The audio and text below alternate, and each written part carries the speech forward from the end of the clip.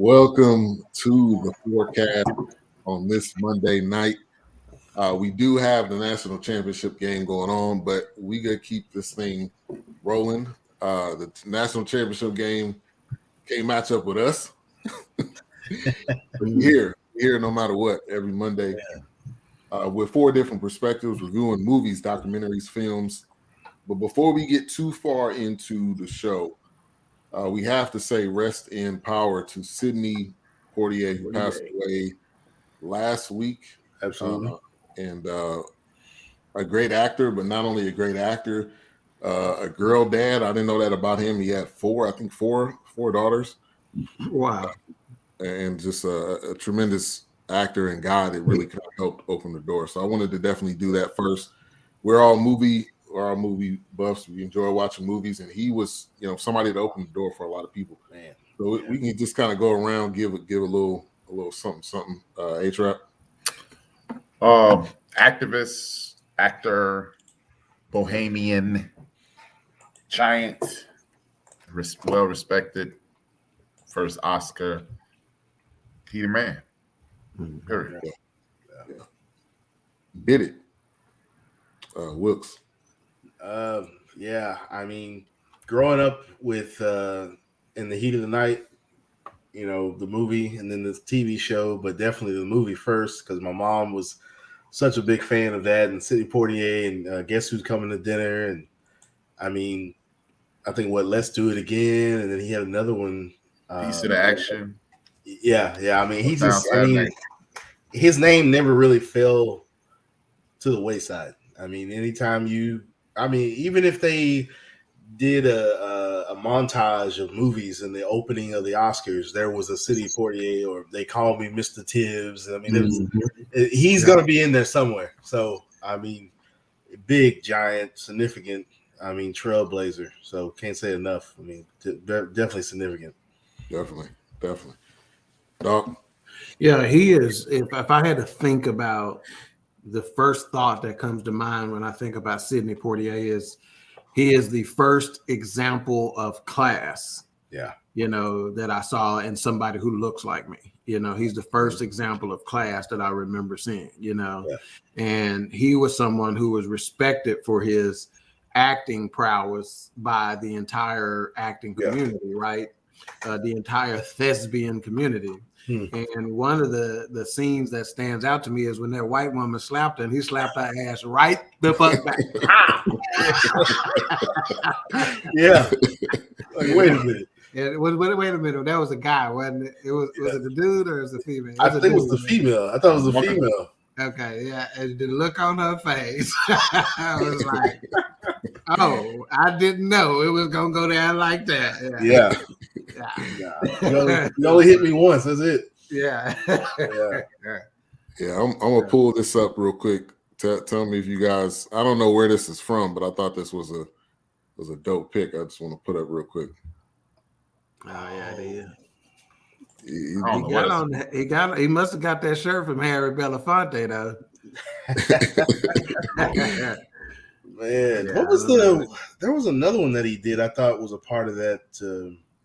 Crap. In the Heat of the Night, he did. Is that wasn't a Piece of the Action, was it? Is that from Piece of the Action?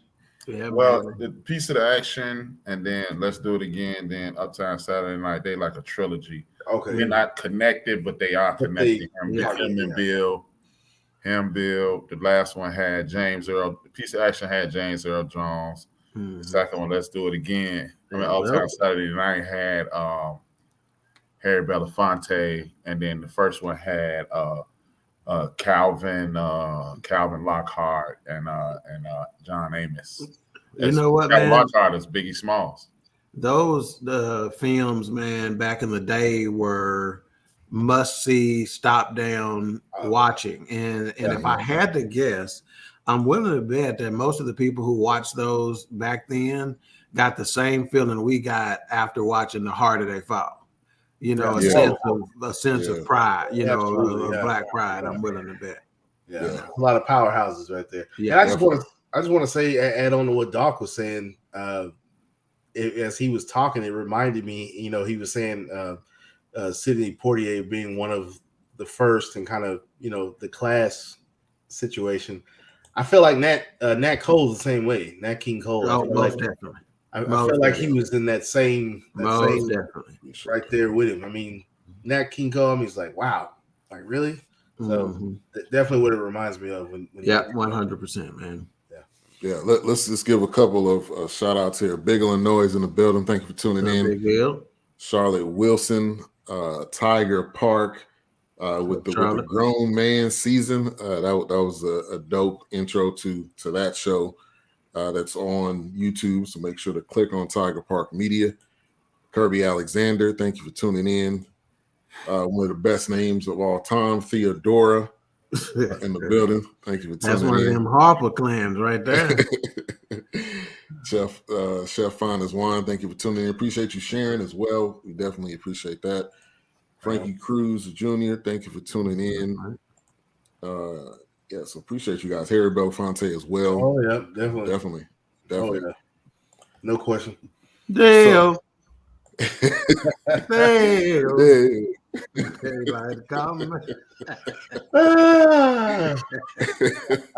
Yes. So we're hang on, before we get too far, you gotta let folks know what my job is tonight. So we are keeping tabs on this game, so you're watching us instead of this game, and we'll tell you what's happening. It is now 9-6. Georgia just kicked a field goal. This is a game of field goals, 5 field goals, 3 for Alabama, 2 for Georgia. But I got news for you, Georgia. You can't win kicking no field goals, baby. Not against this team. Can't inch by like that. That ain't gonna happen. 9-6, second quarter. So tonight we kind of stepped. I think we stepped off into a different type of lane with this documentary of an artist named Juice Wrld. He's a younger, different lane. What? He's a younger. We review movies, documentaries. I know, but we haven't reviewed anything like this before. Movie lane. Yeah. Okay, so this is about Juice. It ain't like we reviewed we didn't review the Cherry Pit, which is the damn Swingers Lounge or something like that. We still reviewing film. Only in the boom boom room. Only in the boom boom. Right. See, Charlotte, we definitely stepped in something. You said you sure did. Yeah, this is. But anyway, so it's on HBO. It's called Music Box, which is kind of a series because they got a DMX joint on there as well, which I watched some of that. That was really good. Okay. But it's about the artist Juice Wrld. It's called Into the Abyss. So we'll be talking about that. I don't know why I got Showtime right there because it's not Showtime. I'm gonna take that down and fix that. Well, you got HBO original on there on the back. I mean, on the background. So yeah, but HBO. Max. We're gonna get into this tonight, and I thought that this was my initial thoughts was and we could talk about this. I thought this was going to be a biography somewhat of his life. That's what I thought. I thought I was going to learn a lot about him, but it kind of just ended up being a camera following him around. It was kind of like a vlog almost. Yeah. But I'll say you did learn some things, and we'll continue to talk about it. But so my initial, we kind of talked about last week when we were doing Video Music Box. I thought that was about the box, and I was pleasantly surprised. On this one, I wasn't so pleasantly surprised. I don't feel like it gave me a lot of meat. But HRap. Well, it looked like he's on the David Wilks camera plan right now. No, not that one. Yeah, you trying to be as nice as possible. This is interesting, to say the least. You know what, man? I hated this shit, man. This was fucking horrible. I wish I get those 2 hours of my life back. Wow, I can't stand this shit. I like zero. Let me just jump in right here. Right here. I didn't like shit about it. Let me just say this. One of the things that I tell people all the time that I learned from HRap is the art of conversation, right? And discussion, right? It is not dependent upon agreements to be effective and to be meaningful, right? So this is where when I say I look at things from, there's a saying that we have out there, right? And again, let me just remind you of the difference between the Fourcast. This is not fucking Siskel and Ebert, okay? This is not what we do. Right. We do something completely different, and we try to give you a different perspective on life, right? And so, and we just use these movies and films to kind of just jumpstart these conversations, so to speak. That's the trick. If you want to do the shit, go do it. You probably won't be able to do it like us, but that's the trick, right? And so I try to, live life by the Spirit, right? So I give God the opportunity to speak to me, no matter what the vessel is, no matter what the conduit is. Right. And I'm telling you right now, numbers don't lie, number one. Number two, when you think about hip hop in general, right? And what that means and how it got started, you want to talk about a grassroots effort. This dude is the quintessential grassroots effort from where he came from. Okay. And number four, when it comes to mental illness and, anxiety and depression and all that other kind of stuff, again, when I say the impact this dude had on those people that followed him, I appreciated the raw nature of what the look was and the amount of people this dude can help by pulling back the curtains and just giving this raw skeleton look.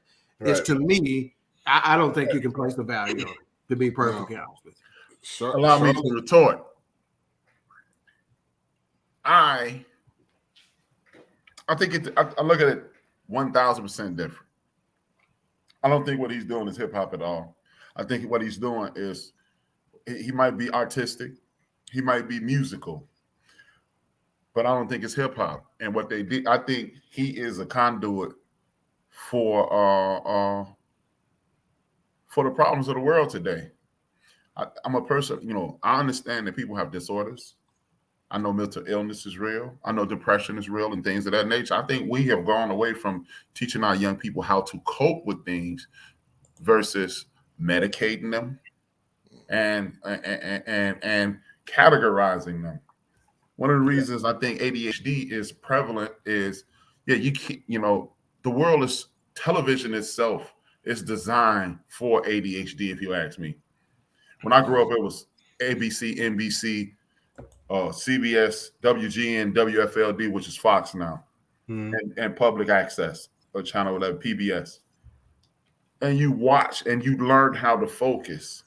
Now, people don't watch TV. They watch TV to see what else on TV. That breeds ADHD. We've taken fight away from children and the competition aspect of, hey, everybody makes the team. So you don't understand how to process disappointment. And you think I feel these young people think traditional disappointment is depression. It sucks not to make a team. I've had the privilege and the pleasure to always make a team that I went out for, but I know I had homeboys, Terry Alexander, who didn't make it. And I had to sit there with my homeboy while he was sulking. And these young people, they take that from them, which teaches you how to fight. I mean, I'm not saying that anybody should be bullied. I'm not saying you should be terrorized in a school, but Clarence Dabney bullied me. Yeah. Threw my coat in the toilet. My grandmother beat the brakes off me, and I never got bullied again because I didn't feel like dealing with Dolores Pollard. So I think it's certain things in the world that we've eliminated, and that's the default. Oh, I'm depressed. No, you just down because it sucks to lose. But guess what? In life, we will lose. And then we are not teaching our children resiliency, and that's why they result to these drugs. And I think this young man, whereas he was attempting, I think he was more promoting than uplifting. Because when the dudes you look at I got on some Adidas shell toes right now because Ron D and Jay had them on. Those dudes promoted like hard times. They promoted everything. Melly Mel them, and they talked about the hard times that you were gonna face.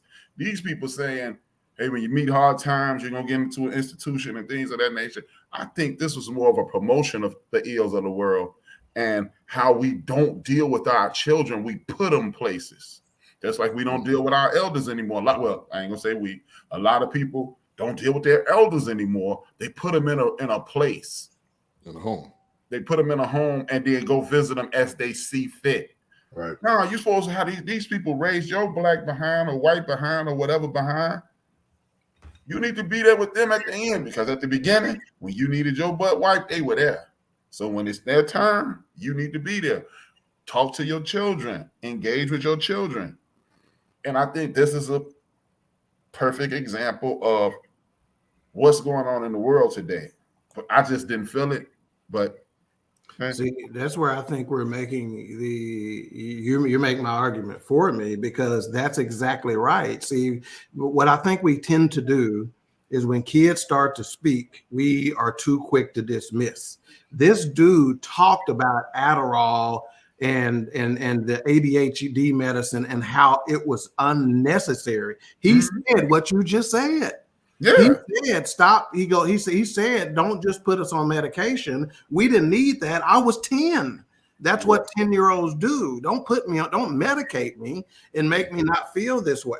See, what we got to understand is we just watched a vlog, right? A video log of his life. That wasn't the message that he was sending at the time he was doing what he was doing.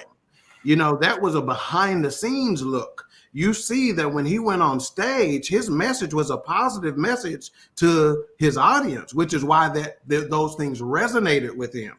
And he talked about, we talk about, you can't consider disappointment as depression and things of that nature. Well, guess what? This wasn't a disappointed kid. This was a successful dude, so he wasn't coming from a place of disappointment, and I think somebody said it in the chat room where they talked about how some of the most talented people are often the most tortured souls. And you can start naming the Michael Jacksons, the Princes, the et cetera, Marvin Gaye. And so again, I think by having a behind the scenes, bare butt naked ass look at the result right of how he got where he got is what's the powerful piece of it. Yeah. Wilks, I'm gonna go to you, and then I'm piggyback off of what Dawk. Yeah. So I cursed Ben out about 12 times when I watched it. I could not figure out what in the hell he had me watching. But then, as I got further into it, and I stuck with it, I had to literally. It was a tug of war with my judgment. I had to literally turn off. Well, why didn't somebody get him help? Yeah. Mm-hmm. I had to turn off. Well, why is he not trying to help himself? I had to turn off. Why didn't he take a break from touring and making this music and say, hey, I need to step away from this. The people around me are not of my best interest. But then again, I realized, well, what if these are the only people that do get him and there's no judgment there? Now, unfortunately, tragic end, but I had to turn off that, man, this is trash. I had to literally turn that off in my mind because it was going to make me miss what is actually happening right here. And the thing is that, yes, he's on these drugs, but yet it's almost like, hey, I'm drowning, but save her first. If I can save anybody else, save that person, because it's too late for me. Yeah. I don't know how to get out of what I'm in, and I don't know how to say that I'm in something. So I had to turn that off completely just to finish this, because I mean, as I look at it, and they call it emo rap, emotional rap, and I'm listening to this, and of course everybody's around, they calling him a legend. I don't know. I don't know about all that, but whatever. He's probably a legend to those that needed the help, or they needed the inspiration. Now, of course, I did go on Instagram and I looked up his girlfriend, and I'm looking at the comments, and it's surprisingly, and I don't know how true it is, but a lot of people were saying, man, he saved my life. I got off these drugs. I saw what it did to him. I stopped, and that's all good and well, but I had to watch it with the sense of, let me turn this stuff off, because trust me, this is garbage. But that is the fleshly side of me talking, that it is garbage. But the other side of me says, hang in there. There's a message here. It could help other people.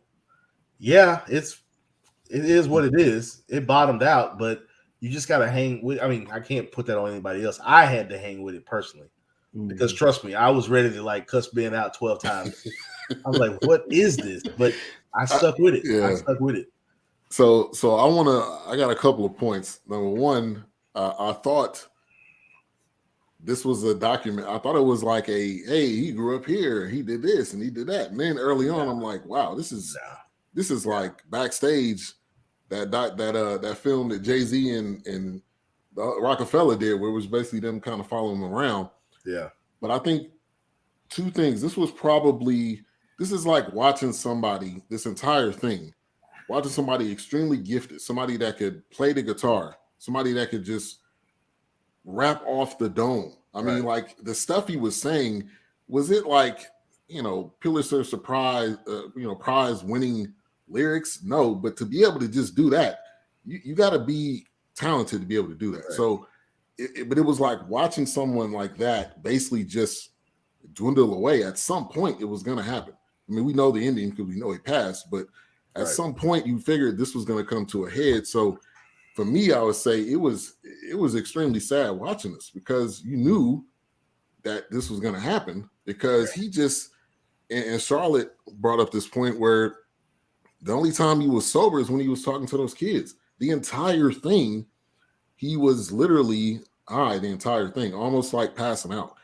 So even on interviews with that one lady, he was sitting there. He was zoned out there. He was a zombie the whole time. So now, and the other point I'm gonna bring up too is that this is the battle of hip hop because you have people like if we talk about Mobb Deeps of the world, we talk about all these guys.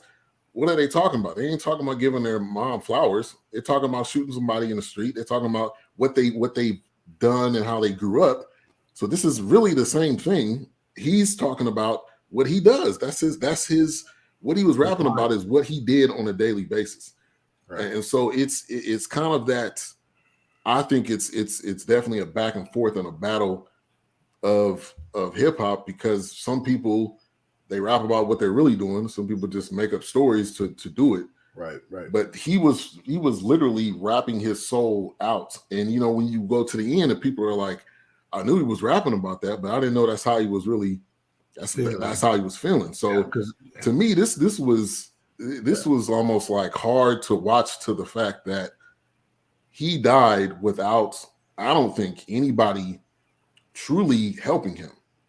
Yeah, and that's what I was saying. Like, I mean, maybe it wasn't caught on camera, but a part of me has to wonder, man, these your so-called homies or whatever, your entourage, like. They pull you to the side and say, "Hey, you're going a little too hard right now. Like, what's going on? Like, you want?" I mean, I don't know if that stuff was ever captured. I don't know, but it's just one of those things. They said it after the fact. When they're sitting down in the interview. I think it's a microcosm of what a lot of celebrities deal with. They don't have a lot of people in their inner circle that's got the nuts to tell them, what the truth is. No, let's think about it. Let's be realistic. There's not a lot of people in your own family that's got enough nuts to tell you what the truth is. Period. I'm gonna stay right there with Dawk's talking about. If they felt like he was off those drugs, maybe they felt like he wasn't as talented. Maybe those lyrics didn't. Go ahead, HRap. Oh no, you could be right. That's my way of saying hell yeah. Because I think it's one of those things where it's like, man, I mean, just think about it. A classic rock artist, classical music. I mean, anybody, musical, acting, anybody. Music will change when you get off of a certain drug. Whitney is a prime example. If anybody's seen that Whitney documentary where she was like, the stuff was in my room. Like, I didn't have to go out and get the stuff. I didn't have to go to a street corner. It was in her deal. It was in her contract. I don't know if it was in her contract, but it was in the fine print. Clive Davis is a raw dog, buck naked devil. And I don't mean that in the white man is a devil. No. I mean, he's a evil heathen. But to give her this, so my thoughts are the label he was on was probably supplying it or supplied a guy to. Well, there was one point where said he got out with him. Yeah, and there was one point somebody was in the room, but he was off camera, it looked like he delivered several times. He was like, "Y'all want one? You want one? You know, whatever." And they took one. So I mean, it was one time he held 7 or 6 in his mouth and said, "Don't tell," you know, whatever. Yeah. But you make a good point, Wilks. When you talked about the old school artists, one of my notes says really reminiscent of old school artists, rock and rollers. I mean, think about the Ray Charles documentary with his, you know, heroin usage and things of that nature. So again, I'm gonna take it a little closer to that. Us, dog. We all heard of him. We all love him. You know, everybody loves him. This dude is 2K Jimi Hendrix. Oh, there you go. And his girlfriend is 2K Janis Joplin, but she can't sing. There you go. We've seen this movie before. She was just as high as he was the entire. She was probably higher. Right. And they were clearly snorting it off the phone. I'm not gonna say that. I'm not gonna say that. Codependent? Yes. Because they were. That's not a lie. I'm gonna say I don't believe a word of this nonsense about her trying to get him off drugs, and she was high as a 747 at the end of the get down. Yeah, I've heard people say that. I've heard people mention that about her, saying I ain't trying to hear that. See, the reason I'm so disappointed is y'all know history is my thing. Yeah. This documentary angered me more than anything because I kept looking at this and I saw every young brother. I saw a bunch of young Latinos and a bunch of young white kids and a bunch of young Asian kids get sucked in. This, in my personal opinion, I've been saying it for the longest, the 2K10s are the 60s and we are living in the 70s. They made drugs look real sexy in the 60s. Yeah. And in the 70s, we had a bunch of, for lack of a better term, Jim Ignatowskis. Dawk and a lot of the older people understand it. If y'all ain't never watched Taxi, y'all will get a jig. Jim Ignatowski was a guy who was at Harvard Law School, messed around with some drugs in the 70s, and was high into the 90s. And that's what we're reliving. Well, what is it? What was that one we saw? What was it? The 90s taught you how to sell drugs. 2000 teach you how to take drugs. Yeah. This is what's happening. Let me give a. And then, you know, I feel sorry for this young man, but unlike Wilks, I didn't turn the judgmental thing off. I was pissed at society. Oh, trust me. When I first, believe me, as soon as I turned this on and that freestyle came on, I was like, "Man, go to hell!" Because this shit right here. No, not even that. I'm looking at people. This was indicative of that machine, the man. Yeah. And this lets you know the man ain't holding black people back. He's holding poor people back.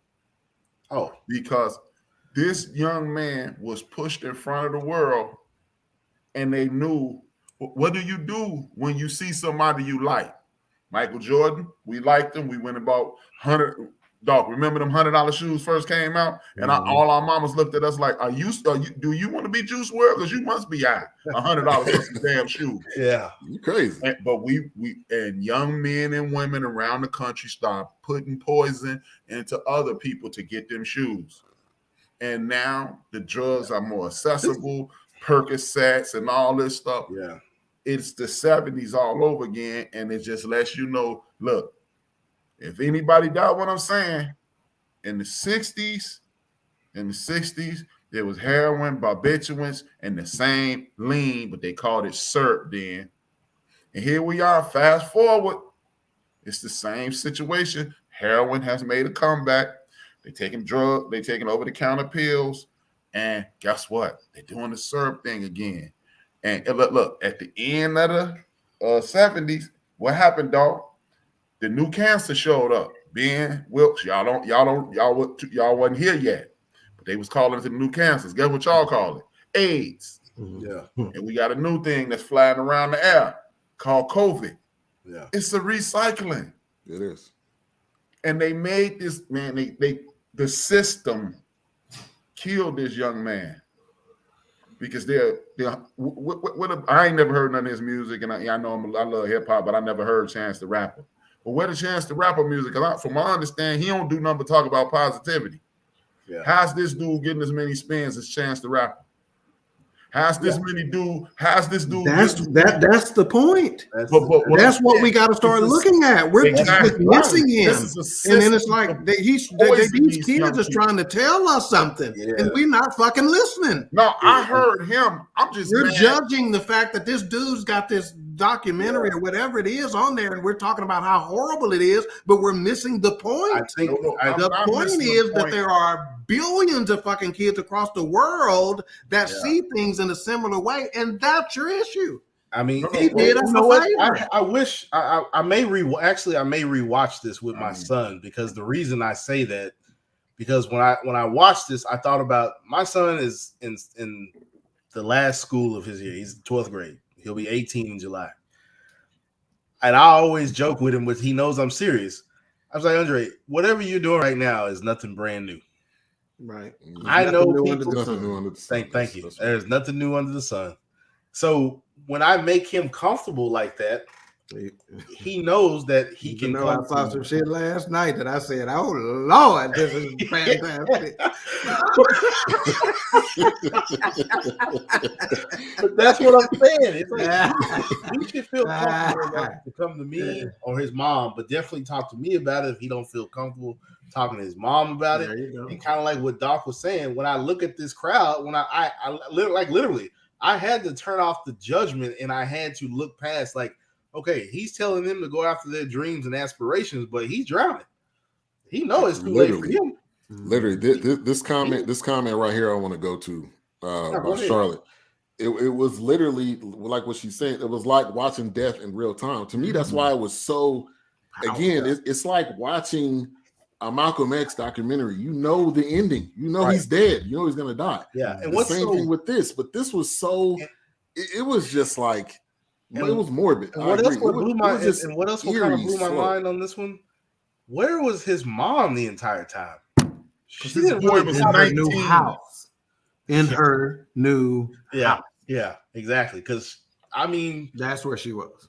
I'm like, somebody reach out. He had no supervision. Maybe the security guard. Not really. They wouldn't. Yeah. That's not his daddy. I mean, he's not around him 24/7. He had his crew around him. And your crew, unless they're grown adults or mature, is not gonna help you. They're just the producer Benny Blanco, the dude who looks like he came out of 1970 fucking 4, is the oldest dude around. And and again, he was making money, but again, we can't, this wasn't a long career. This was a short. He exploded quickly and it ended quickly, burning the candle at both ends. And he kind of knew, if I go to sleep, this shit may be over with. Right. But again, he started this thing just on social media, his rapping and stuff like that. And his numbers grew from there. It's because of the numbers that the industry came to him and said, "Ooh, you got numbers. Let's see what we can do for those with those numbers." See, that's why I step off the ship. Call me conspiracy theory and conspiracy guy. I really believe they scour the internet and look for kids like this.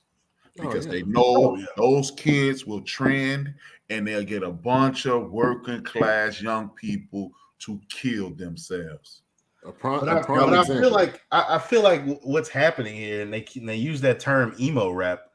If it's kind of back to what HRap was saying, is it really depression, or are you upset because it didn't turn out the way you thought it was supposed to go? So now collectively, all of y'all feel the same. So now maybe somebody does feel like, okay, nobody's listening to me.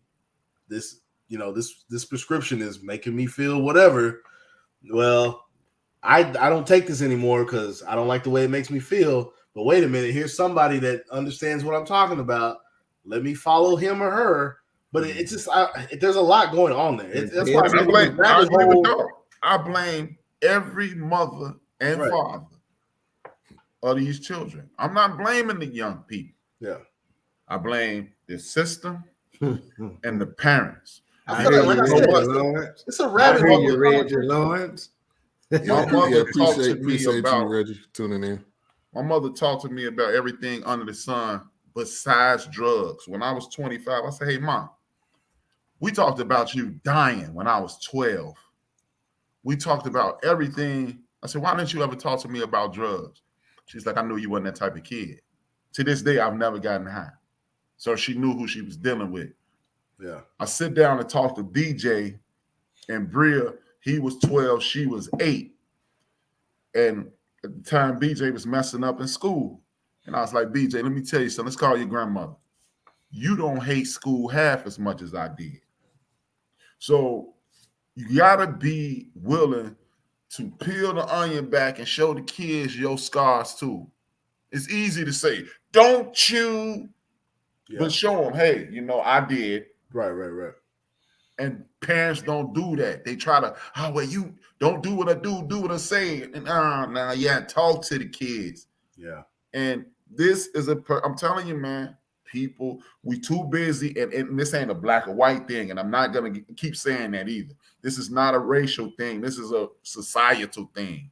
Stop trying to make your kids something that they cannot be and teach your kid how to fight.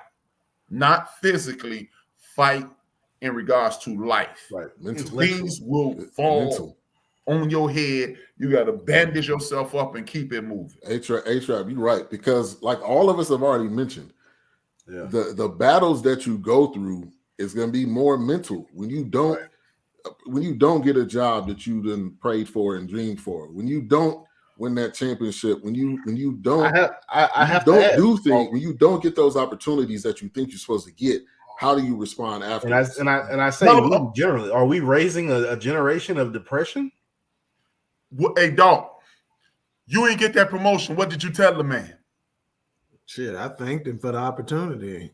Damn it. Before I got back to my desk, I had another phone call with another department trying to give me the promotion. Our children don't know how to do what Dawk did. So again, are we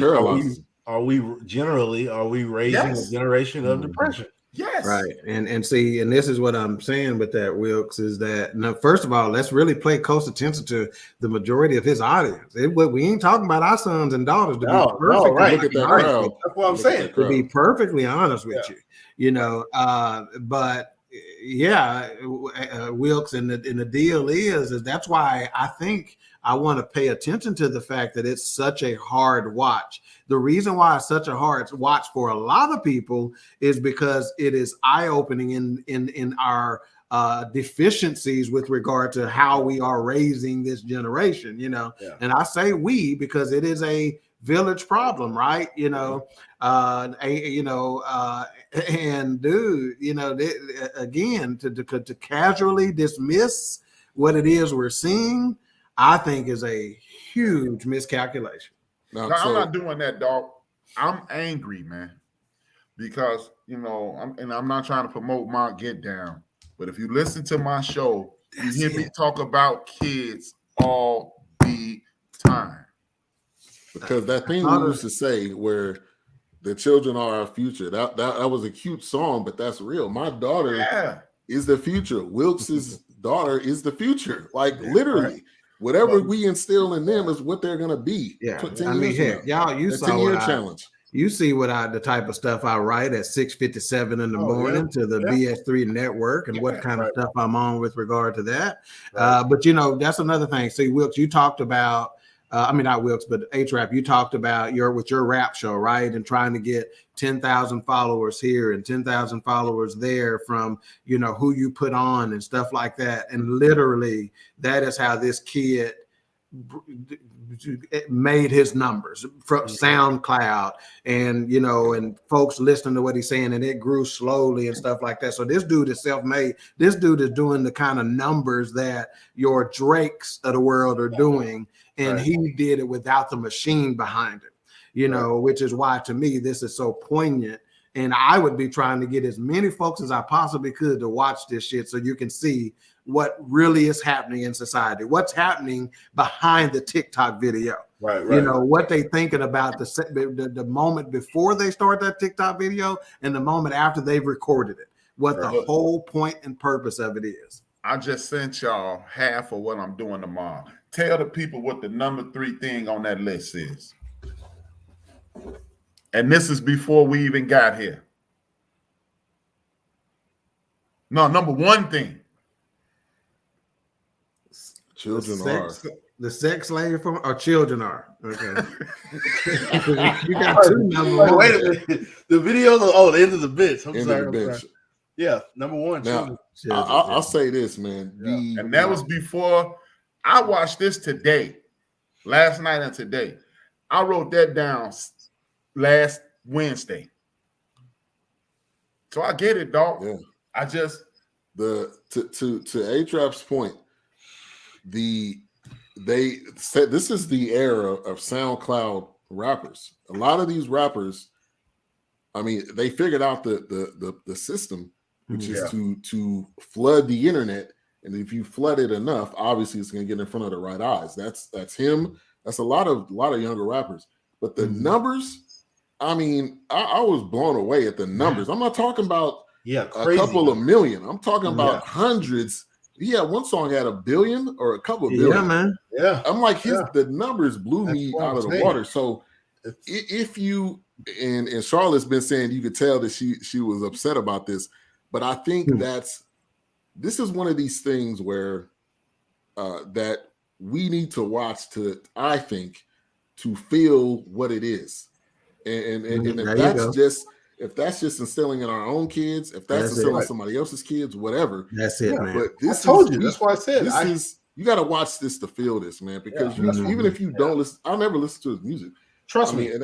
See, I did, and see one of his most popular songs was the one that got him famous, which is "Lucid Dreams." Yeah, and my grandkids bought this song to me. I was in Indianapolis visiting them, and they're like, "Papa, can we play can I play my playlist on the the Bluetooth on the rental car?" Yeah. Sure, son, go ahead.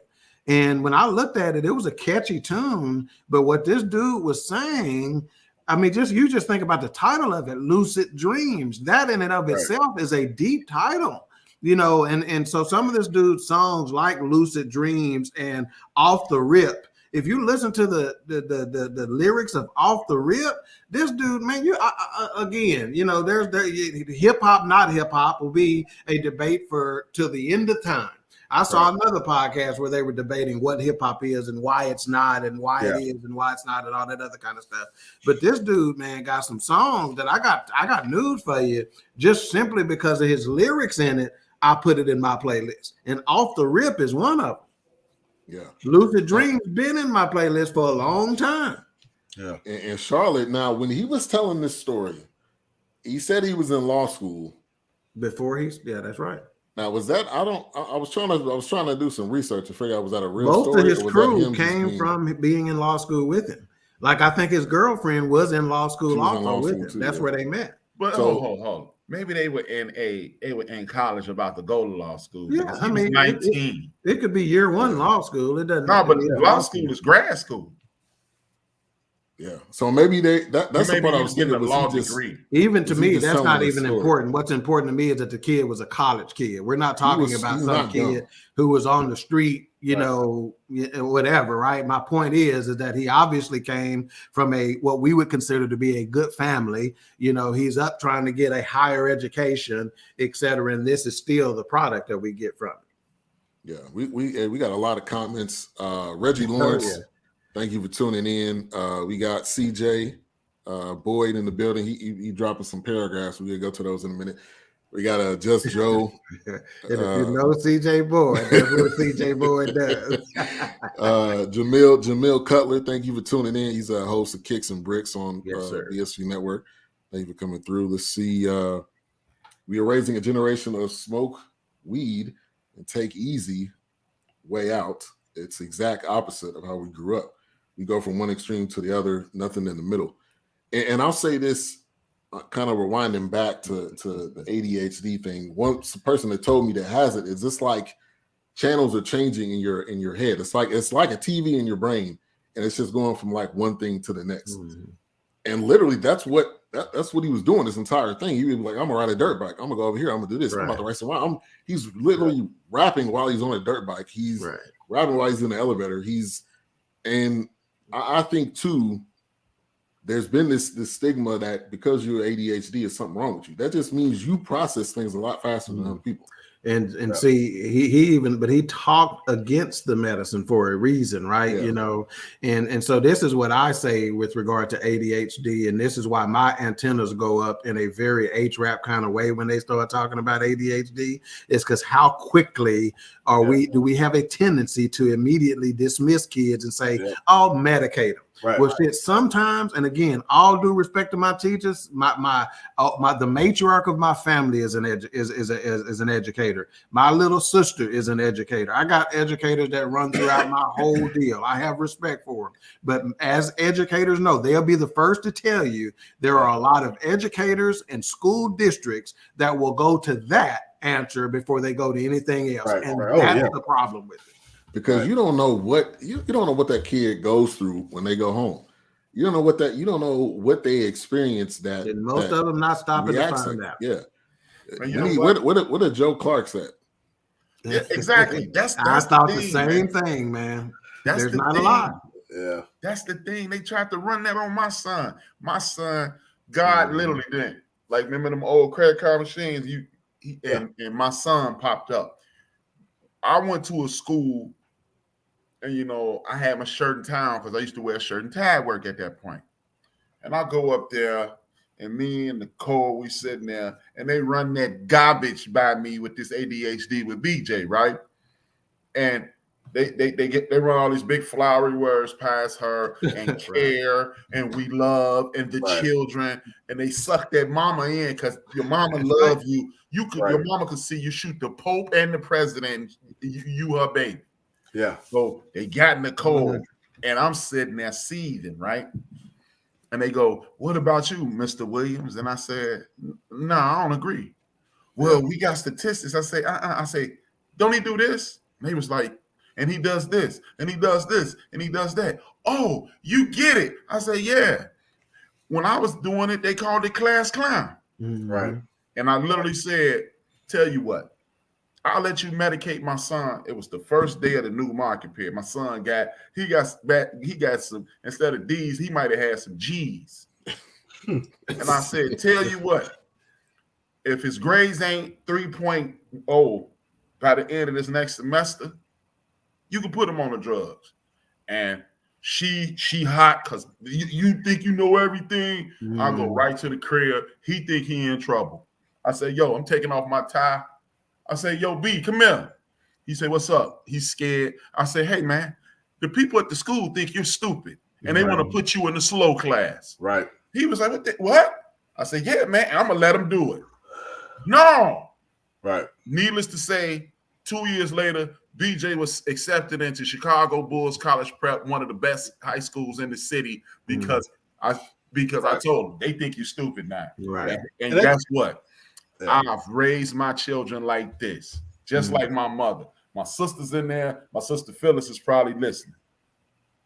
My mother didn't ever call. My mother scolded you and told you, "You're not living up to what you can do. You're better than that." Right. And if you say stupid with BJ or Bria in the room, they looking around like, who the hell is he talking about? Ain't nobody calling me stupid. Right. Yeah.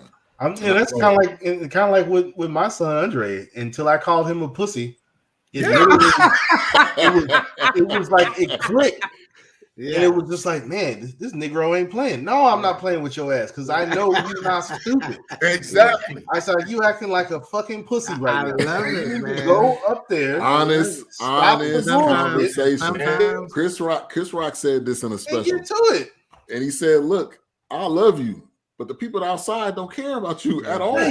So I'm going to teach you how to deal with life, because I tell my daughter this all the time, when you go outside, they don't care. They do not care if you didn't have a good day. They don't care if you like this." I wasn't finna go here, but again, unfortunately, so many fathers have been neutered out there, and they can't do what Wilks just did. They can't do what HRap did. You understand? They can't do it the way. If you saw the way I did it, look at here. Y'all be trying to call them white folks on me, probably. I mean, I'll be telling you. I'll be buying you some papers. You're not feeling out here. But where I was finna go with it is,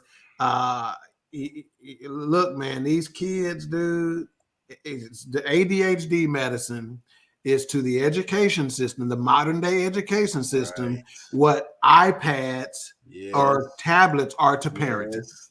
They're the babysitter. Right. Period. Get mad at me. Yep. No, you're right. Prove me wrong. Right. And that's all I'm saying, dog. And that's not to say everybody, right? Let me go and get you. All cops ain't bad. All brothers ain't bad. Right. You know, all teachers ain't bad. All schools, I get it. But I'm telling you, if we're talking in general terms, you know, that's the issue. To this comment from CJ, you're talking about the 90s and 2000s, rapping about real and telling their story. Now it's about a lifestyle and kids think it's cool. I think that's what hip hop is. That's what it will always be. Is you telling a story about something. Either it's a real life story or it's wolf tickets. And how well are you going to tell it? How well are you going to tell it? How creative are you going to be in telling? Right. How are you going to be able to spin that story? And you know, in regards to the ADHD again, man, I don't want nobody to think I don't believe in it. Hey, man, we all have something. But everybody can't be ADHD. Right. How the hell turn that goddamn TV off and talk to your kids, man? Yeah, right. You gotta have some honest. I was HDAD medicine before HDAD medicine came out. Yeah, I'm your HDAD medicine. Like, I still can't fucking sit still. Shit. Shout out to Larry Mitchell. Thank you for tuning in. Lil John is a college grad, definitely. John Williams. That girl, it's my brother. Welcome. The big booty girl from Texas, she just graduated from college with the hot sauce. Megan. That girl. Yeah. Matt. E40 went to Grambling. He did. Hey, E40. Real talk. Got the products. I like E39 better. Actually. He a businessman. E40 got wine. Thank you, Wilks. Thank you, Wilks. No problem. They didn't catch it. That's all right, Yeah, man. It's just we run around here, man. See, that's why I say, man, this is a societal thing, and it just shows you. Look, you know, as Dawk alluded to, he didn't say it. Black folks don't need to watch this. White folks need to watch this because then that's gonna let y'all know, as my man Samuel Jackson said in School Days, y'all just like us, and y'all know the word that I left out. Right. Let's get to this comment by Dr. Selena Smith. The producer of Man Talk Mondays, and also she's speaking of educators. There's one right there who's got a show. Who I want to say it's looking at education through the eyes of trauma or stress or something of that nature, who we are desperately trying to get on BS3 Network with that show, who's ignoring me. But yeah, go ahead. But she said, keep in mind that toxic stress and trauma mirrors symptoms of ADHD and ADD. That's so strong, man. That is fire right there. The medication is not always the answer. Right. Sometimes it is therapy, support for social and emotional needs. Exactly. That's the kind of stuff That's the kind of stuff that needs to be said. Don't go straight to medication. You just pick out John's microphone and stop it from echoing. Shit, you the bad. Winning. Yeah. Let's see. We got Reggie Lawrence with a comment here. I take ADHD meds, but honestly, parents are giving their kids the meds too young. Let kids be doesn't kids. Change the fact that we are the highest form of intelligent beings. Juice Wrld and DMX made their decisions every day and knew the outcome. That is a real. He knew. He wasn't like he was experimenting at that point, because it was saying he started doing drugs. His lyrics talked about, my kidneys and my liver and, not living past 21 and stuff like that. And again, I'm going to tell you like this too. if we really pay attention to society in every walk of society, in every segment of society, somebody has to die for other folks to live. Right. Somebody got to die Like for other folks to live. And again, as Wilks said, he went to this Instagram, started looking at some stuff, and you can find kid after kid after kid after kid after kid who is off of drugs because he was on them. Yeah. And kids who didn't take their life because of what they saw. Matter of fact, in the documentary, they talked about that. A kid says, I was going to commit suicide today until I heard your song. Yeah. You know? Yeah. Shout out to Fly Ty in the building. Thank you for tuning in. Fly Ty. Fly Ty. Hey, Fly Ty, big time Cowboy fan. I heard that. Well, we in trouble. Fly Ty. The San Francisco 49ers ain't what you want. We don't want that smoke. Living your life like it's Golden Brooks. Better. Thank you for tuning in. Too many parents don't do what you have done. They make excuses and blame others. Right. Yes. Not enough partnering with teachers is going on. One of the things that I did at the beginning of every school year is reached out to the teacher verbally and followed it up with an email. Yes. We are a team. Whatever you need, get with me. Let's not wait because I'm gonna blame you harder. If at the end of the 6 weeks they failing and I hadn't heard from you all 6 weeks, I'm gonna whip his ass and I'm gonna whip your ass because you ain't calling and told me. Oh, get my belt. Get over here, Miss Owens. Teachers don't call the house no more randomly. Yeah, now they're gonna call my house.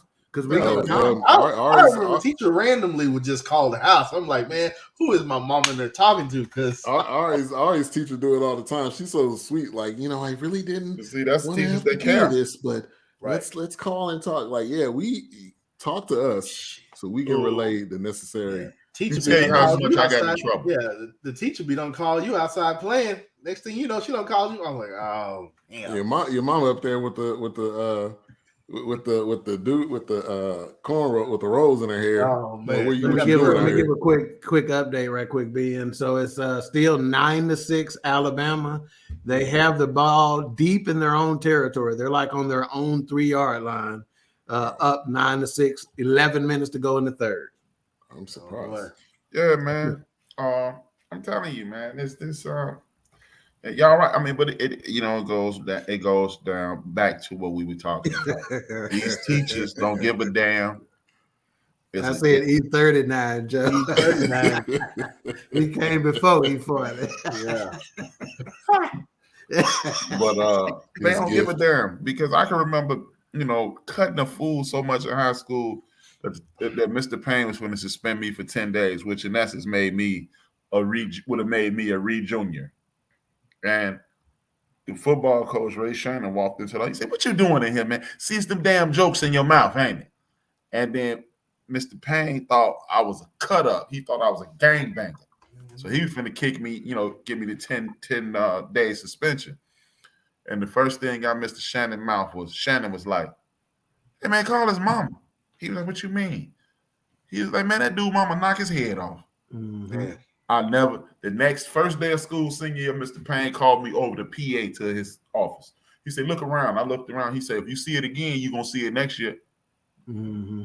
No more jokes. Well, I funneled my jokes through other people. Right. He delegated. He delegated the jokes. Let's tell these jokes real quick. Hey, it sounded like Fly Tie said, "Nah, you're a Niners fan." I'm assuming that's. I thought Fly Tie was a Cowboy. Let's start with somebody else. That's all right. We all gonna be Niner fan on that Sunday evening. Not me. All right. Okay. That's with the 49ers. Yeah, I mean, and you don't have to praise Wilks. They got it. I'm telling you.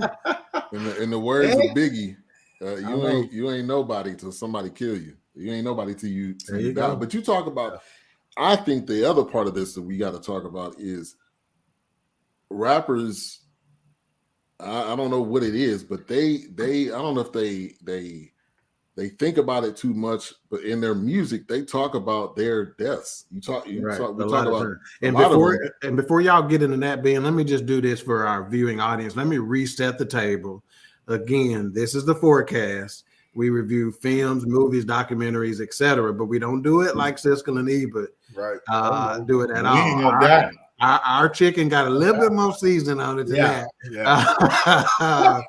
But on this particular movie, we even are taking it a step further. We're not reviewing this as a cinematic masterpiece at all. It is no discussion whether or not the movie was good and sound from a filmmaking perspective. You know, they literally just turned the camera on and said, go. And we ain't turning this shit off.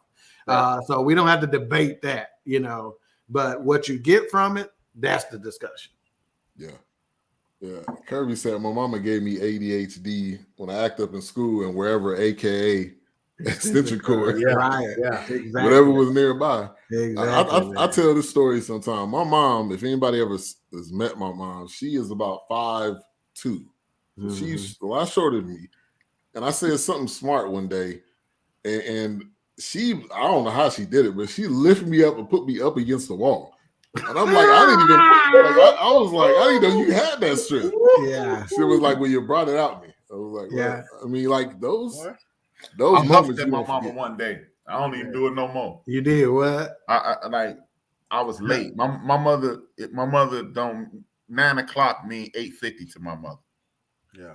So she said, be back at 9. I was in my dad's mother's house. Don't take Larry Mitchell comment off until after HRap get through. Go ahead, HRap. And I got there around 9:05.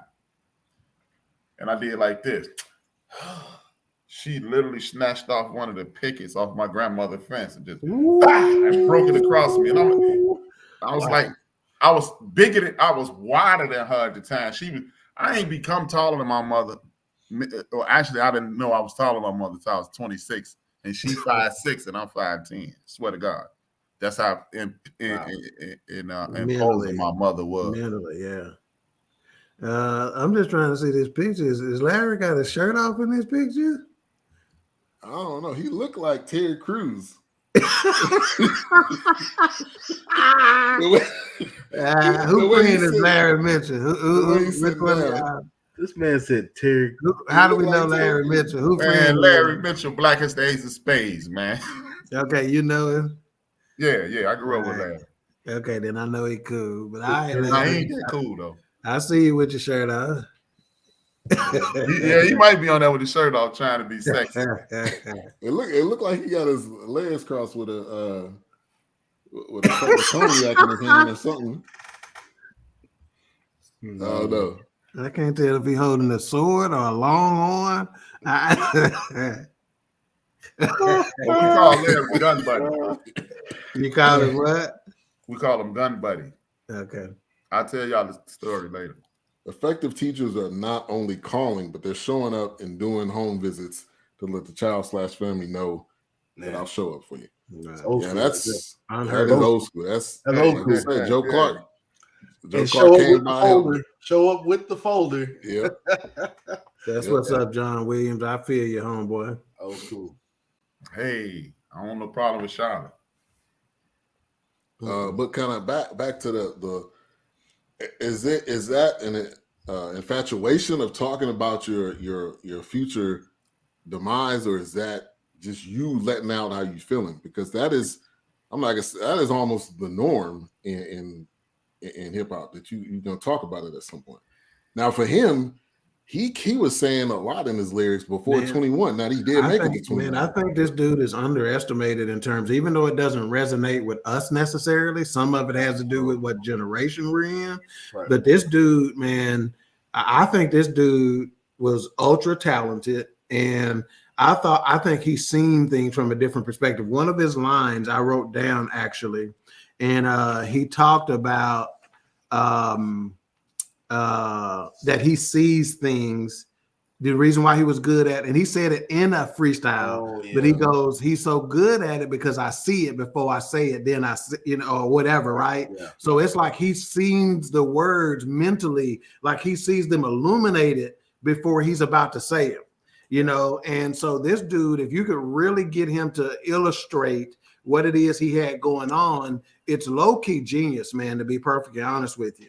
And sometimes, as we see, is that the geniuses are some of the craziest fools out there, So now, man, I think a lot of rappers like the Tupacs of the world and stuff like that, man, they got something special, dude, And so a lot of times society or the enemy or the system or whatever you want to call it corrupts it.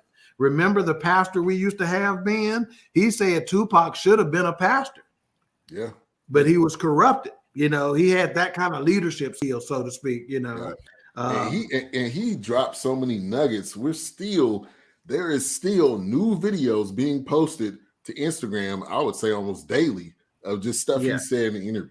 Okay, matter of fact, here goes the line I was looking for. He said, I see what I say before I say it. I don't gotta write it. I feel like I'm a psychic, you know. So I mean, the dude, I just think he had something special, man. He had a gift, and that few people understand. Right. And when I was watching it, of course, I had to do the HRap thing. Like, this music wasn't made for me. It wasn't written for me. So I had to definitely turn that part off. Mm-hmm. But it was just more so of like, you know, I once again, I just was led back to, I can't look at it as, man, this is trash. But wait a minute, you know, because trust me, it was a war. Like, I was like, what is this? I cannot do this. Like, this is garbage. I'm sorry. Like, let me just read some lyrics for Lucid Dreams, man, real quick. He said, Larry Mitchell said that's a vacation pick. So okay, Larry. He said, this is from Lucid Dreams, Juice Wrld. He goes, I still see your shadows in my room. Can't take back the love that I gave you. It's to the point where I love and I hate you, and I cannot change you, so I must replace you. Easier said than done. I thought you were the one listening to my heart instead of my head. You found another one, but I am the better one. I won't let you forget me. I still see your shadows in my room. And then he goes back into that.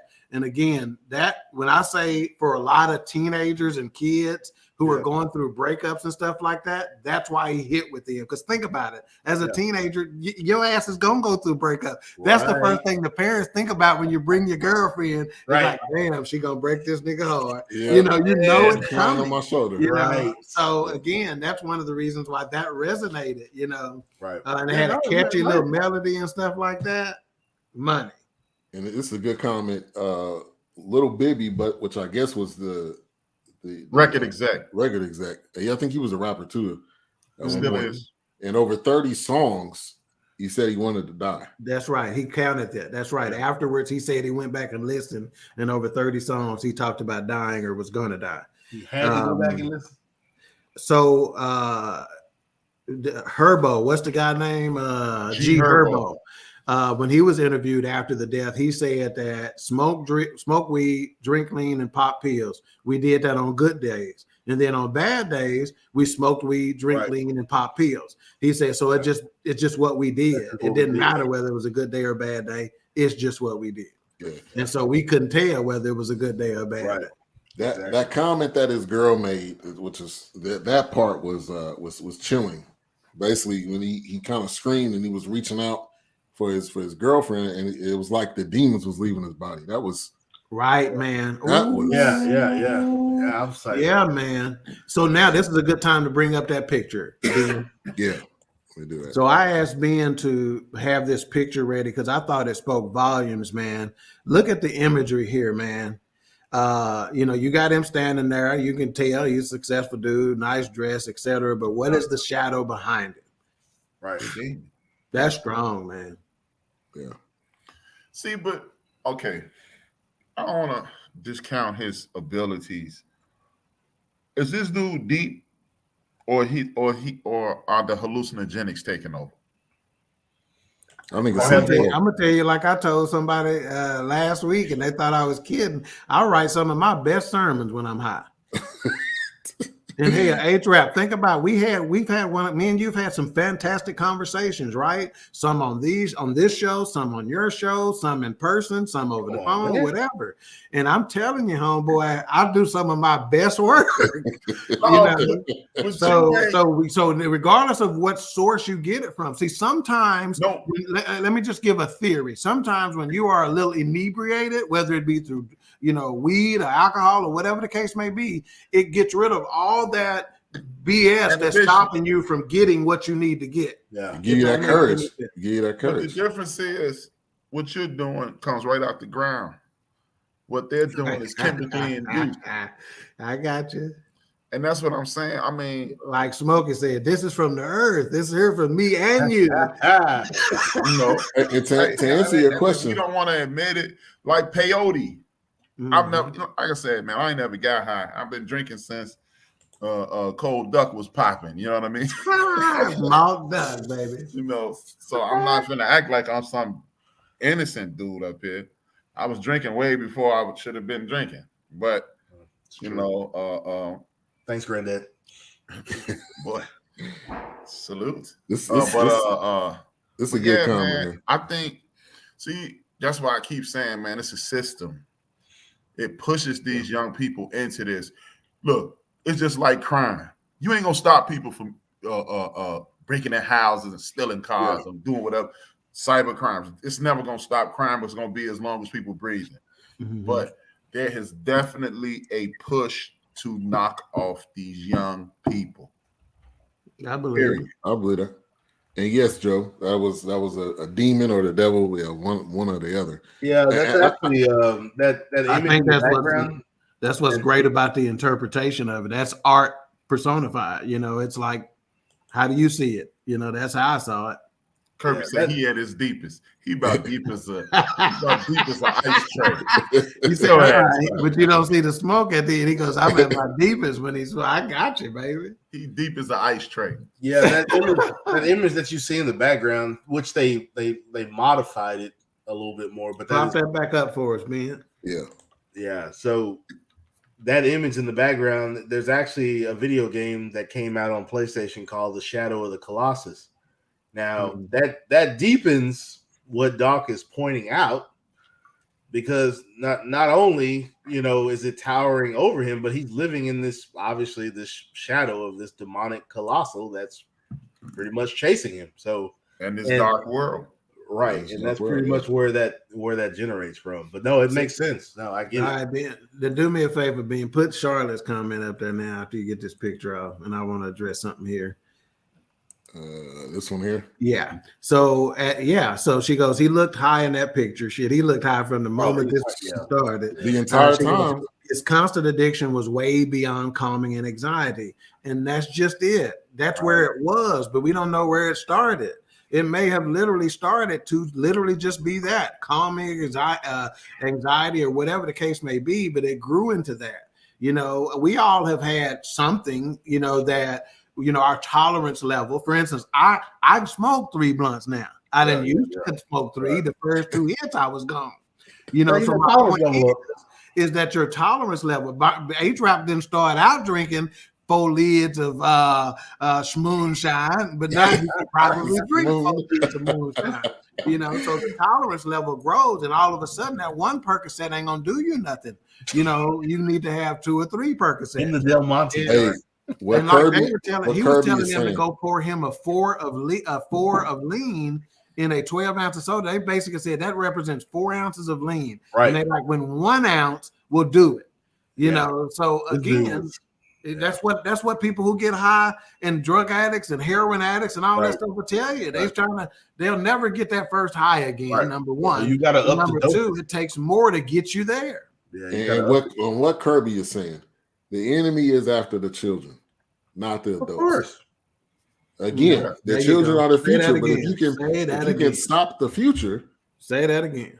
That's what I keep saying. I mean, but that's why I was angry watching. But here the deal is, Ben, they can't. The enemy is sometimes using us to help stop them, right? Because we judging the hell out of them, and we're not just listening to say, okay, how do we get from point A to point B? Yeah. And this kid may be the sacrificial lamb. Let's see how we can use what he went through to give us an indication and some insight as to what our grandkids may be going through.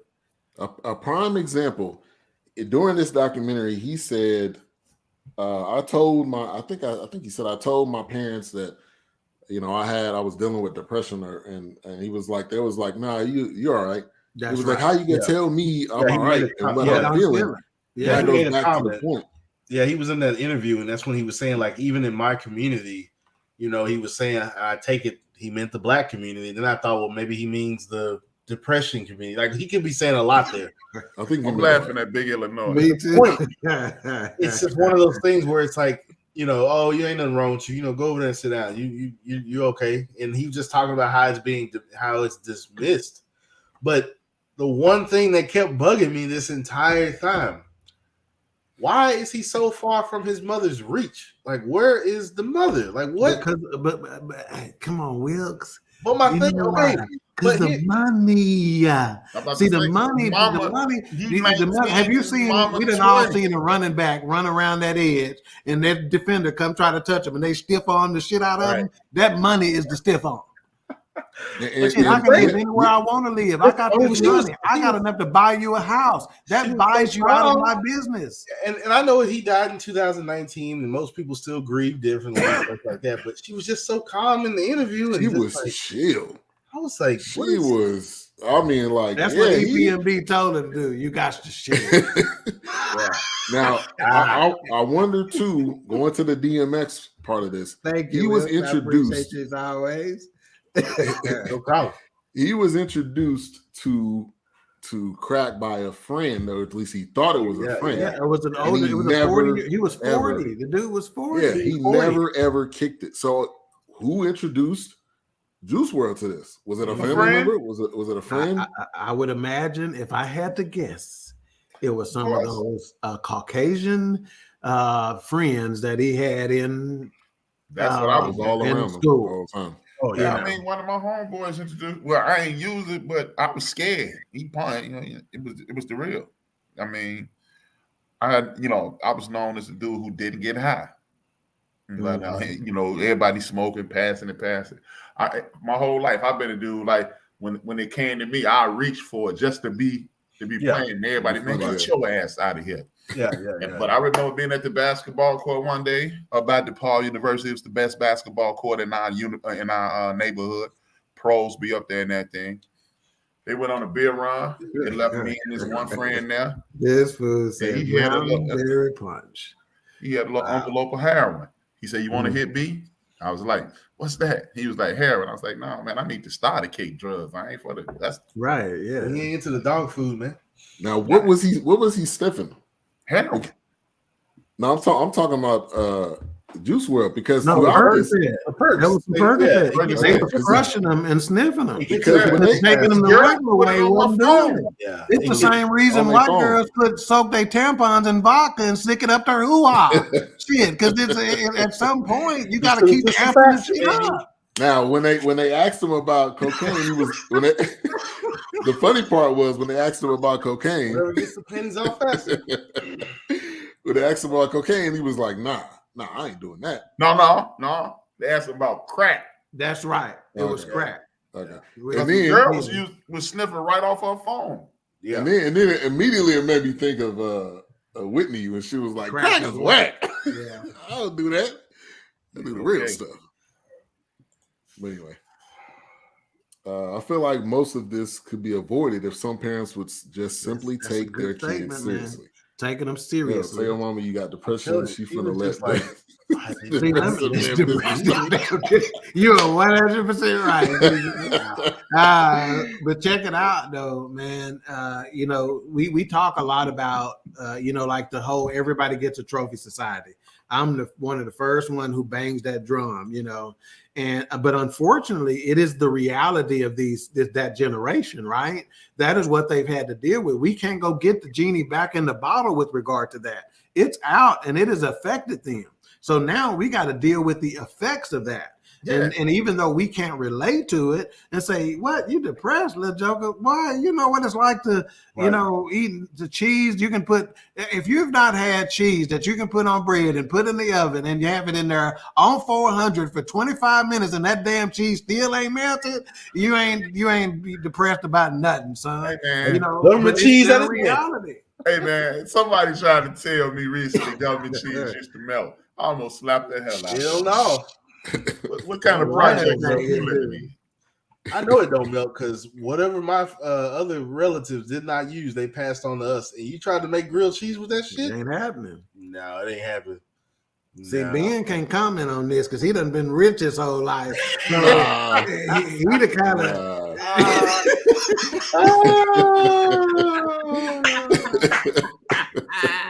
Yes, Ben, powdered milk, Ben. yeah. See, we used to get chicken that was in a white can with black letters that just said chicken here. Yes. The brown bag that just said rice on it. Right. That's it. Flour. Yeah. Del Monte. Who is that? This the people who own this? Yeah, I went to school with a kid named Del Monte, a little Mexican kid out of Garland. That wasn't no brand name. Hey, CJ hit the nail on the head. What you talking about. Thank you, Glory Greens. Yeah. All right.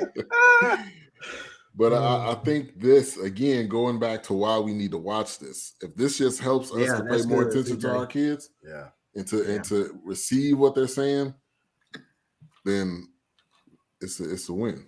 And see, I think this is important too, because I've seen CJ on the Elevate podcast and stuff like that.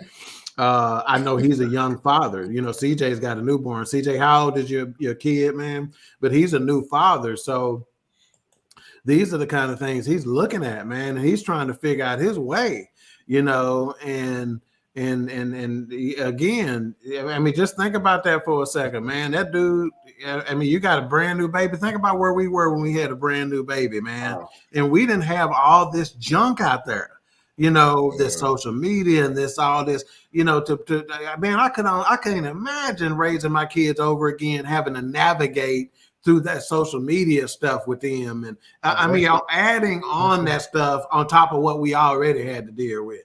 Man, it ain't just hormones no more. It ain't just adolescence. It ain't just them going and playing with their little pee-pee in the bathroom no more. It's bigger than that. Yeah, they getting sent pictures of pee-pees and titties all at age 12 and 13. That's why I wish I could go through it. Yeah. Wow. I won't be no kid. Raise no kid. I want to be. Go ahead, Ben. You can go ahead and release HRap for tonight, man. Wow. Yes, Charlotte. There was the plan to watch this was because I thought it was about, you know, more about his life. But yeah, I mean, I just seen it on HBO because I seen the DMX one, and I was like, I don't know a lot about this kid. Maybe it's something. I think it was good. But I think we got a lot from this. He's 3 weeks old. That's his kid. Okay, cool. Yeah. All righty. And I mean, just think, I mean, this is a young black brother with a young kid, a young boy, a young man, you know. Yeah, raising a boy. He put on there something very impressive as far as I'm concerned. He goes, and I'm gonna learn from y'all high key, you know, as opposed to low key. He make no bones about it. I'm looking at y'all, you know, for guidance on how to do this thing. Man, I ain't never did this, you know. And he said early on, he goes, man, this parenting stuff ain't no joke. He goes, I didn't give y'all enough credit. You know how many of my kids done came to me after they had kids and said, dude, my bad. You know, I get it now. You know, watch. I promise you, Ari's gonna call you back when she has her own and says, oh, my bad. They gonna see things differently, man. Believe me, I done told my parents plenty of times, like, man. Yeah. My daughter's stubborn as me. Huh? My daughter is stubborn as me. Yeah. Yeah. She get it right from my grandmother and grandfather. She feeling it, whether she say it or not. I promise you, she feeling it. They call it nowadays. They calling it adulting, right? Yeah. You know, like this adulting. I'm so sick of adulting. Remember, I've been adulting since I was 12 years old, mowing yards in the summer. Right, exactly. Pushing the lawnmower at 9. Come on, man. Your kids. Get out of here. This is a good comment by John. People drink and drug because they like the effects it produces. I was depressed, happy, sad. With money, no money, I like the effects it produces. That's facts. Mm-hmm. That's right, man. And that's what they said. Like G. Erbo said, like we did it. We was happy, sad, right? Whatever. That was a part of what they did. Right. I cringed the entire time. Me too. It was just one of these, like you said, Charlotte, earlier. It was a slow death. You were literally watching a slow death in front of you. It was a train wreck in slow motion. It was trash, but literally I had to turn that part off. Literally, like I seriously had to turn that part off because I wouldn't have gotten through it. And I mean, I'm just speaking honest. Like it was boo-boo water, but it was one of those things where it was just like, you know what? If he's trying to get his message out, salute to him. of course, the entire time I'm watching it, why isn't anybody reaching out to help this dude? Why is he not trying to back up? But that's just how my mind was playing with me when I'm watching it. I guarantee you, anybody that has watched this was thinking the same thing, because it wasn't like it was like it was going a million miles an hour, and everybody was like, here, just giving it. Yeah, because here was the weird thing. Here was the weird thing. Well, I don't think it was really weird, but I kept noticing everybody kept praising his music and his talent, but nobody was trying to bring up his drug situation. He was a person, because they was getting high too. It was like, well, see, here's the deal. I'm gonna say a lot of people wonder why weren't his people telling him this or telling him that, and I'm gonna say this is because they have likely not been around someone who has money. This kind of money, or somebody who has this kind of fame, because I got news for you. Just like if you asked right now, what would you do if your spouse cheated on you? A lot of people will say, I'm gonna do, you don't know what the hell your ass gonna do until it happens. Right, and same thing here. You're not gonna know what you're gonna do in this situation. Ben and I I keep referring to our church situation. We went to church with some pretty famous and financially, they were millionaires, period, right? Yeah. And I remember talking to one of them. He played with the Cowboys at the time, and I talked to him about an issue he was having, and it was out in the media and stuff like that. And I just felt led to give him some advice on it. And one of the things I said, I'm sure you got people around you that's telling you this, but I was led to do so. Here's the deal. We were actually in the closet of the choir room in the old building, Ben, where we kept the robes at. That's where we were talking. Yeah. And he goes, it may seem surprising to you. He goes, but really, I ain't got nobody telling me that kind of stuff. He goes, they really telling me what I want to hear. So it's that's it, man. A lot of people around you, they're telling you what you want to hear, so you can keep giving them so what you they want. The playmaker, huh? It wasn't Michael Irvin. You see it. I'd have been with Mike at the White House. But throughout this whole thing, he would say, "Hey, go get me this." The light skinned dude was like his. That was his. He take a shirt off. Veteran. Somebody's there to hand him a new shirt. Yeah. Come on, they was. Yeah. If anything, hey, some of your brothers ought to be happy because he had them white boys doing his shit. And he took his shirt off. White boy hand him another one. Yeah. Hey, white boy, drink some of this Sprite out of here, shit. So I can put my lean in there. He low key flexing on their ass. Codeine in this Sprite.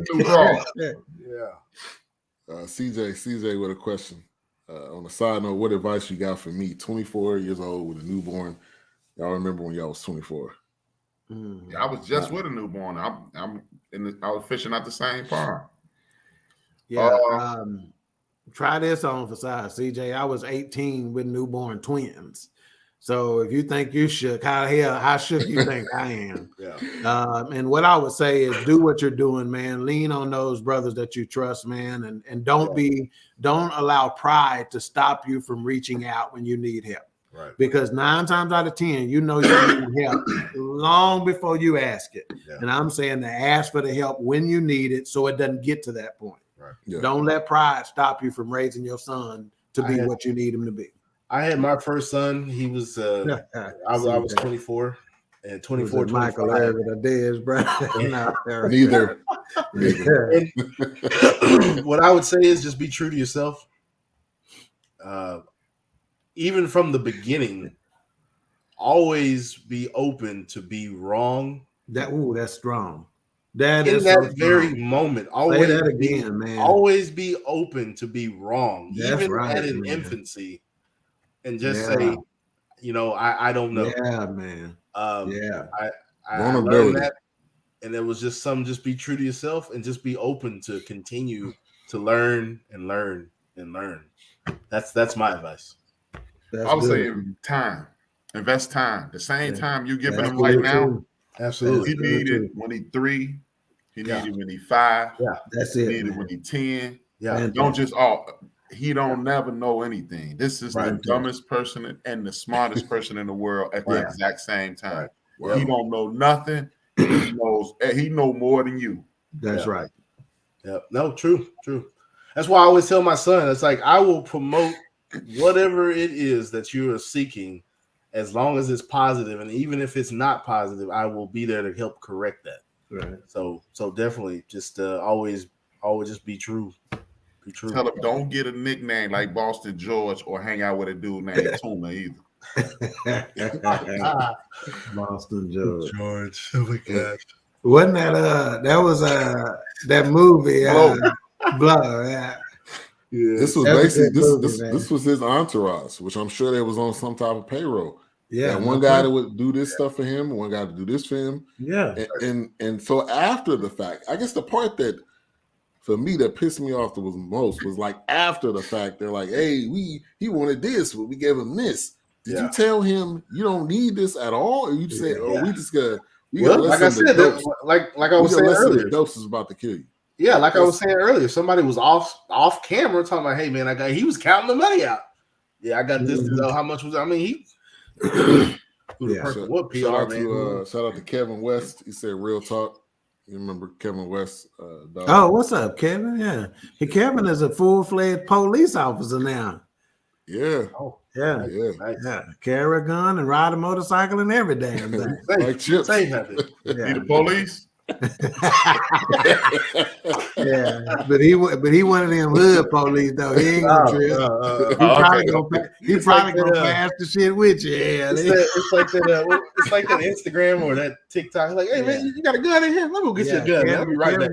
Kevin West is a good dude, man. Yeah, good dude. Man. Fear of being fired, fear of being taken off the payroll for real, because it was the same. It was the same cats that was around him this entire thing. He didn't have new dudes. Dawk said, this is the a lot of stuff stuck out to me. You notice how everybody looked extremely healthy after he croaked. Oh yeah. They learned. That's like they learned. The girl was still busted. Oh, the white boys looked like they didn't even. Kid Leroy was one of the rappers in his search. Kid Leroy was like gone when he did his interview at the end. He looked like Kid Leroy is the new Juice Wrld. He stay high the whole time now too. So no, I didn't see him. I'm talking about the white boys. They look like they don't even drink Kool-Aid. Well, they look like that. They looked like that from the beginning. They was the only sober ones. Oh shit.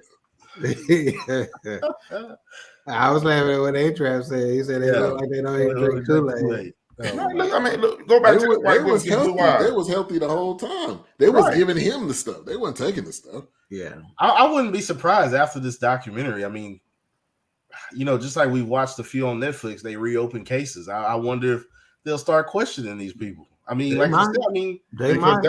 they might try to trace down where were you getting your drugs from and all that other kind of stuff. But I can't imagine it just stopped at the plane in Chicago and that's it. They just dropped it. I don't know if they really, because I've heard different stories that he took all of it to hide it. It was another story where he had the seizure. So I don't think they didn't really. The seizure. They were kind of beating around it. Yeah, they were kind of beating around the bush with the ending part. Yeah. Maybe it was illegal. Yeah, what I understand, he ate it and then he seized. But shit, that's what your entourage for. If you need somebody to eat some shit, it's them that need to be eating it. Right, or flush the shit. Damn. There you go. Hey, it'll be like even though it ain't gonna go nowhere because it's a plane, man. He's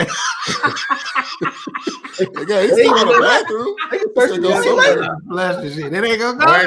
I know. Just keep a car battery near you. Don't ask me how I know. Hey, CJ said that's the realest he heard. Always be open to be wrong. Be vulnerable with your kids. Definitely when you wrong, or when you apologize. Right. I mean, it's sometimes you gonna be wrong. It's sometimes you gonna blow up. When you apologize, make sure you have a defibrillator by you because they might pass out.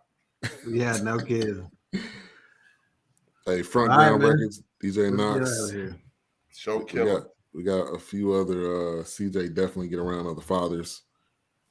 That raid was the stuff that they had on that plane. Mm-hmm. They must have been moving that way because they wasn't no weed smokers like that. They smoked a little bit, but he wasn't smoking 70 pounds worth. Yeah, exactly. He was. Well, if they was all smoking it though. No, man, 70 pounds, dude. That ain't. That's more than personal use, even for an entourage. Yeah, they want more. somebody's moving that, and he just turned his blind eye. The white boy with them blue eyes. That's what I'm saying. I can't believe this don't go into another investigation. I don't know. What movie are you talking about? Yeah, Kirby. That's man, get off her Golden. She was just a little typo, man. No, the other what Kirby said about they were just an entourage, no real friends. Yeah. And that's what we can't mistake entourages for. Entourages and hangers on, and they not down for you like that necessarily. Yeah. So it's on HBO Max. And Golden, if you don't have an HBO Max plan. Oh shit. Here we go. Hey, just like they looking at this after this, just like they look in the Juice Wrld activity, they gonna look into this shit. Yeah. And his birthday was 6 days, or his birthday was 6 days before he passed. Yeah, it's like Betty White. That's wild, man. Well, they got People magazine in stores right now. Right. With her on the cover saying turn to 100. And she like, I turned 100. They say you die either before or around your birthday. Is that what they say? That's what I've heard before. So don't talk about me. Yeah, you good, Golden. You good, Golden. Yeah, all right. So final thoughts and rating. We can do it all in one. Dawk? Final thoughts. I think it is I don't think it's a waste of time or a waste of film, or I'm glad they did it. And I think we need more people to be willing to give a butt naked view of what's going on, because I think that view can get more movement instead of us being fed this pipe dream as to what it is. The reason why these kids is chasing this celebrity like this is because they got a skewed view, a skewed perspective as to what the deal is, So again, I appreciate this film for the butt naked, raw view. This dude turned this whole, think about it. He's how much criticism this kid is receiving, and he had the guts to just say, film me. He wasn't trying to hide shit. Oh yeah. I'm gonna take this he showed everything, man. And there's some value there. So again, I appreciated it, and again, I looked at it from a spiritual perspective, and I was all in. Again, because our ratings have to include cinematic stuff, I probably would only give it 3 stars. But I appreciated it on probably more of a 4-star level from an appreciation factor, but I'd probably give it 3 stars. 3 mics, excuse me. 3 mics. All right. HRap. I'm gonna go ahead and do the butt naked thing. Wow. Oh, my fault. That was something else. Wow. I hated it. It was a train wreck. Hated it. Give it about 2.8 stars. 2.8. That's the first, man. Yeah, the 2.8. Yeah. It's 5, right? You can do the most is 5, right? Yeah. I understand the message, but it's just I think the people who put this together were highlighting the train wreck more than I think it takes a different type of individual to get what Dawk got out of it. I think a lot of people are going to watch this and be encouraged by the foolishness. And then it's going to go over a lot of people's head. That's why I did the 2.8, because we live in a world that's based on lies. You got people, whether you believe in COVID or not, you got people saying don't wear a mask. The vaccine is this. Donald Trump is still the president. People don't think on their own. They take things at surface value, at face value, and they go with them. Dawk is an intelligent enough person to dissect something. But most people that will watch this will go, man, he lived like a rock star. That's what I'm talking about. Like, even you got dumbass people like Jay-Z. I'm like James Dean, of course, die young, leave a good-looking corpse. Fuck that. I'm gonna be the ugliest corpse I can be. I want to be older than baseball when I die. Yeah. So I'm gonna my final thoughts. I think it's this was like one of those things you're watching where you want to intervene the entire time, and you can't. You watching someone slowly die, literally. And this was way too long. Like, it didn't have to be an hour and 50. That's what Was I it an hour and saying. 50 minutes? Hour and 49 minutes. It did not have to be that long, but they got the point. I think they got the point across. I think this is something that maybe at a certain, to HRap's point, at a certain maturity level, you need to watch this. I'm not gonna say every single person, but at a certain maturity level, you need to watch this. I think that's where we're underestimating some of the youth, though. I think a lot of them can absorb this and look and see that it's as painful as it was for Charlotte to watch, or it was as painful as it was for Ben to watch.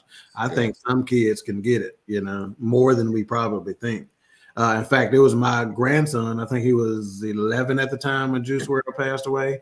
May have been 9, and that's the kid that introduced him to me. And he called me and says, "Papa, did you hear about Juice Wrld?" And I said, "Yeah, I heard about it." And I said, "What you think?" And he said, it means that we got to make better decisions. And I was surprised. I mean, shoot, blew me away. Yeah, absolutely. That's what he took. That was his first thing. He goes, "We got to make better decisions." And he says, "I can't take the decisions that I make so small." He goes, "There, each decision I make means something." And I was like, "That's powerful. I got nothing else to tell you, son. You got it." That's and that's the kid who introduced me to it. Yeah. So I would say a 3. I think that's fair to where it is. All right, Wilks. Well, you know me, it was garbage, but but seriously, actually taking the time to walk it back and pay attention and look, and kind of pull some things out of it. I have to say, hopefully the message continues. Hopefully some more people will see that, hey, like Dawk was saying, better choices need to be made. But I didn't really know where they were going with it. I didn't expect it was going to be Blair Witch Project, whatever. Crap. Yeah, right. But now I have to give, and I'm gonna let Thanos give it 3 mics. Wow. I'm gonna let him snap it out of reality. I'm gonna let him give him 3 mics. But thank you, Mr. Thanos, Lego Thanos. But yeah, no, I was kind of taken back there. And I'm like, you know what? Let me watch it without judging what I'm looking at. As far as the music, what it sounds like, what he's writing, people calling him a legend, blah, blah, blah. Let me look at it like, man, this dude is seriously hurting. But he's hurting. But unfortunately, they wanted to keep him hurting, I guess. I say that if I sound you're right. Maybe I'm out of place, but no, you're good. Hurting is where he made his best. That was his best music. And I feel like they wanted to, like, again, he talked about trying to give that shit up throughout the course of the thing. He kept saying, man, I need to stop doing this. Right. And I feel like they wanted to keep had moments where he was off of certain things, but he could never let it all go. Yeah, it was just a lot going on there. And it was just like, honestly, if I'm being honest, I really just felt like they wanted to keep him in that spot. Yeah. I feel like they wanted to keep him there, even though he was trying, and he was telling the kids at the concert, "Hey, follow your dreams, do what you don't let nobody tell you otherwise." But unfortunately, it was like, "Hey, man, you can't be inspiring the kids, man." He told me, "Spread your wings and you'll fly." I thought that was No. I wouldn't be surprised if the label had guys to give him. You got to stand up first, whatever it is he wanted. I wouldn't be surprised. Because they know that's how you making your best music. So that made me give a side eye to Lil Bibby. Lil Bibby, that's his. Benny Blanco looked like a creep, man. Are you kidding me? Big Dude got an afro, gold chains, and an open sky. I mean, he comes straight out of 1974. He look like he peeking through the bathroom wall. That's what he looks like. Kids, you want some candy? He definitely got a house coat on with a walker. Yeah, all right, let's go, man. I gotta go finish the rest of this game. It is 18. Let me guess. 18-13. 18-13, Alabama, fourth quarter, 10 minutes left. All right. What's coming up tomorrow on Queen 3 and King? Marriage is Real. We are introducing our latest podcast to the BS3 Network family, which is Marriage is Real. Damian Johnson, Jamie Johnson, one of my favorite couples in life. Some just flat out good people, which at the end of the day, when you talk about the BS3 Network family and our family of shows, it is made up of good people, period. And Damien and Jamie are no different. So we'll be introducing them to the network and to the world. So Marriage is Real tomorrow, 7:30 Central Standard Time. Sorry. Looking forward to it. Yeah. All right. What's coming up tomorrow? My blanket. I'm sorry. Yeah, it's going to happen. All right. Oh, sorry. End of the bench tomorrow. Tomorrow, I'm gonna be talking about what we got to look forward to this year. Whether you're gonna be civically minded or what. The children's are the future. I believe the children are future. Like I keep saying, over Let 300. them lead the way. 300. That's the sexual chocolate version. Yeah. That boy good. That boy good. Good, terrible. Good terrible. Yeah, we got over 300 Senate seats. I'm going to talk about the metaverse and how we need to stay the hell away from it, because what we do, they invent something, we buy into it, make it flare up, and we get nothing in return but props. Right. So in order to stay away from props, like for people who don't know what the metaverse is, this is an imaginary world. And just to show you how these things are all about us buying into it. They added value by simply selling some acres of land in an imaginary world for $2.4 million. Mm-hmm. And I'm gonna talk about how technology isn't our friend. The face recognition software doesn't work for us. It costs more to buy a black avatar in the metaverse. It costs more to buy a black woman avatar in the metaverse. But yet and still, we're gonna run our ass to the metaverse. And not only gonna we be getting screwed in the universe, we're gonna get screwed in the play world. In a make believe place. We're gonna get the reach around in both verses. Yeah, I don't get that. We can't even get a break in virtual reality. Really. Right. Well, I guess it is virtual reality. So why would they make it fair? Right. Exactly. We wouldn't know how to act in there. Let me give a couple of other shout outs to Mika Baldwin. She was tuning in on Facebook, gave us a thumbs up. Thank you for tuning in. Everybody in the comments, man, we appreciate all the love and support. We will not be on next week. I will be in Atlanta for my daughter's birthday. Freak Nick. Oh, okay. That was college. Do they still have that? I don't think so. No, they stopped it at 99. Don't tell me. Don't ask me how. No. What was the But we'll be back the week after. Also, be on the lookout in February. That'll be the 1-year anniversary show. So we'll be doing a recap of the first year. Also, we'll have some awards, just like what they do at the Grammys or the Oscars. We'll have Best Actor, Best Director, Best Score, Best Album. So we'll be going into that. They got the Grammys. They got the Oscars. And the Grammys. We got the goddammies. Danny. Oh my God. All right. Well, HRap. Hey, man, thank y'all for tuning in. It's been wonderful. Definitely. It's Great always show, good man. to see the comments. It's always good for the participation. Please continue to subscribe to BS3 Network on Roku TV as well as YouTube. Please hit the thumbs up, hit the subscribe, use the bell for the all, and you'll be doing us a gigantic favor. Please continue to support the movement. And as we say every weekend, dream those dreams. Salute to Reggie O'Shea and Craig Smith by saying, dream those dreams and man up and woman up and live those dreams, because life without dreams flows in black and white. Life with dreams flows in technicolor surround sound. Speaking of dreams. Yeah.